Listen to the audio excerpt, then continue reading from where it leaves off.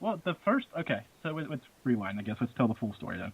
I did a variety show which had four co-hosts that were me and three other co-hosts, co-hosts total. And then through the course of time, it dwindled down to me and the other guy, and I gave him the show because I got tired of doing it. He'd tell the story differently, then I quit on him, but whatever. I did a fantasy football show for a while, which was a trip because I never played fantasy football, but nevertheless, I jumped on. There was a morning show on the network at the time, and so I'd call in as a, well, you're going to love this, a stereotypical Southern male with a little fake accent going. And that's a little stretch. Just wanted to talk about the NASCAR race and turning left. That's pretty much what the character did on Monday. So it was fun while it lasted, and then we turned left and gotta make another left turn. Yeah. It was kind of fun. But it was just, 5 minutes of little segment, so it was fun. But again, it was the being on the spot, trying to be extremely entertaining, which this is something I normally do with my show, but again, it forced me out of that comfort zone tremendously. So, there you go. There's all my pretty little shows, and then by the time I got to doing the report, I was still doing that variety entertainment show on Sundays, and then I was doing the report on Tuesdays, and that was pretty much it there. And after a while, it just got to be too much doing both shows. So I know which one I want to focus on. So, well, I know which one you have definitely done a fantastic job of focusing on. Yeah, I had to, because at the end of the day, it's the one with that I branded. It's got your name on it, man. that I think I branded incorrectly, but I know if I didn't do it that way, I wouldn't take so much time into it. So,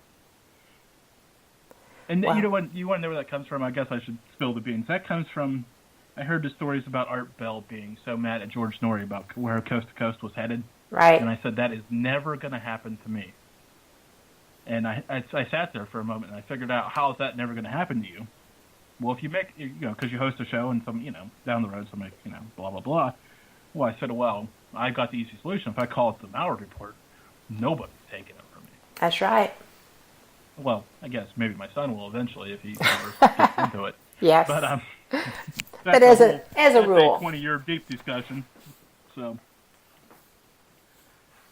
and there's something to it. I think it draws people. Well, I think it does. Except those people early on who thought it was a hunting show, but that's a whole other story. Did they really? Yes, and that's where the genesis of the fastest hour in paranormal talk came from. Because I seriously needed a line for the show banners to separate it, to make it very clear what it was. And that's where the whole line came from. And it stuck it's still unofficially around. I discontinued use of it earlier this year, but people still refer to it as that. So I still refer to it as that, but not since I realized that you weren't anymore. I kind of backed off, but I thought that was a great tagline. Yeah, well, I used it for like 5 years, so it was kind of time for a little subtext change. So, well, how long did it take once you started doing your show for you to start getting into all these national level guests you've been having? Who was your first guest? Well, my actual first guest or the first guest of the national subtext level? Both. My first guest was Karen Miles.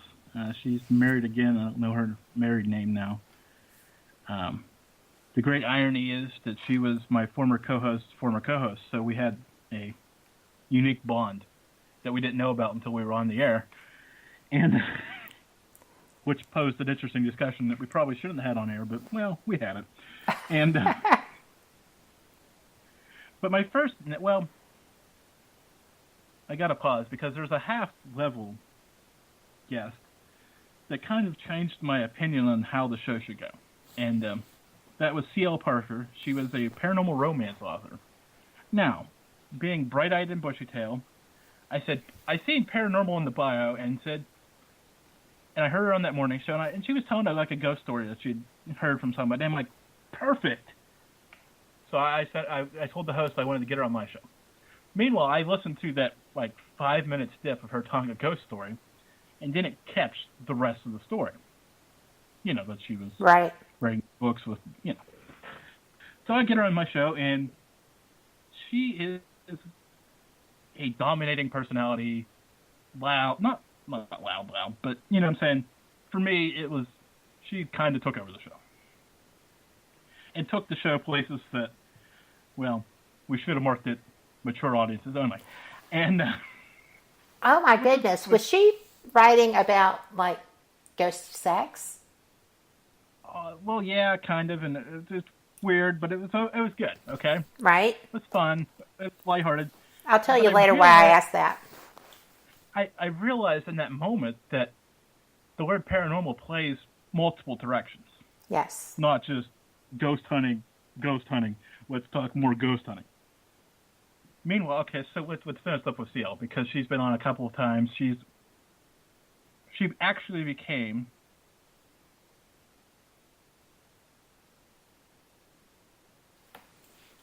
talked.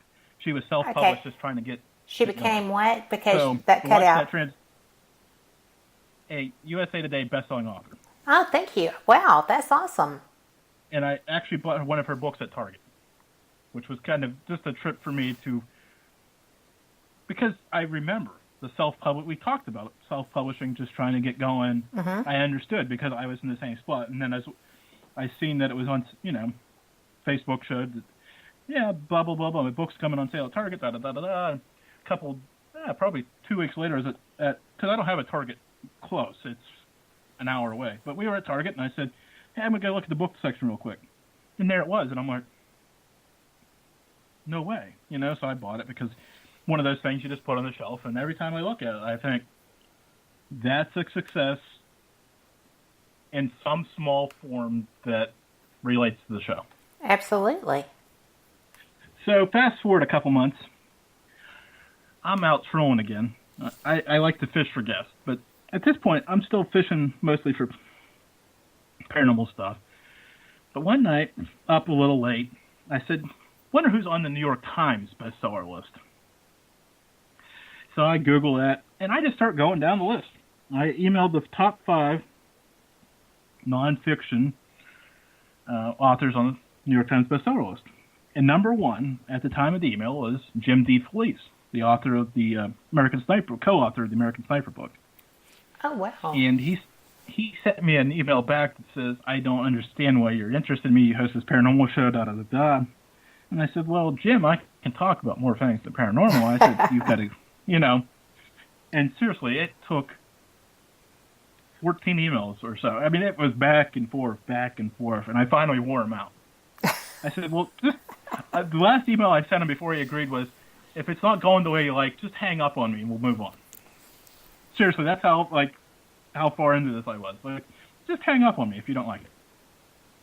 And that is hilarious. He agreed to come on, and we had a great show. We talked about Omar Bradley and Chris Kyle, and I admitted my Facebook and Twitter addiction, which made him laugh. And he admitted that he was a Yankee fan, and I said, oh, the ghost of Yankee Stadium. So we did get a paranormal topic out there, and he just started laughing. Because this was like 5 minutes before the end of the show. And so the show ends, and I sent him an email, thanks for coming on. Can I get a quote for the website from you? Because, you know, New York Times, I mean, legitimately, like current New York Times, but he was number 4 or 5 at the list. That's so amazing. So he sends me back this quote, beautiful quote, but the line that I'll never forget seeing in that email was better prepared than CNN's Wolf Blitzer. Get out of town. And that's huge. I dropped my phone. And seriously, I'm sitting, you know, and just dropped my phone. And my wife's like, what's wrong? And I said, I just got the only major review I had at that point from a major guest. And she's like, it was that bad, huh? No. No, not quite. So I showed her, and she went, "Wow, that is pretty good." So I proceeded to post that thing probably 7 times a day for the next month. And it went in every letter out that every guest they went out to. And the next thing I know, people are coming on because they trusted this guy's word. And it just kind of started snowballing and then it got out of control. So I love that. There's the genesis of how the show went from ghost hunting every night to who knows what you're going to get every Tuesday night.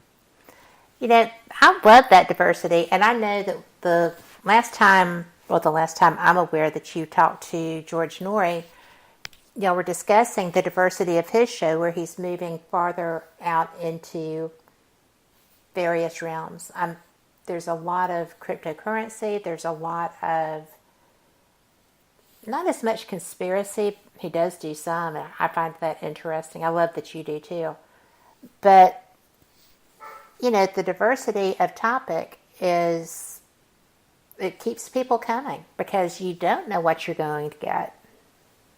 Yeah, and that becomes an interesting point for people like you because I know I don't think you've ever asked this, but I know I get asked this a lot. Jim, everybody knows when your show is, but nobody ever knows who the guest is before they get to the chat room. Why? Because you get guests that will draw exponentially if you tell people they're on. Right. Well, I don't want to tell you who's on. I want you to come every week and say, "Oh, George Norrie's on tonight. Holy smokes!" Or X, Y, and Z's on. I want you to come in and be amazed, and I want you to listen. I want you to listen every week. I don't want you to listen because I have George Norrie on. Right. I want you to listen every week.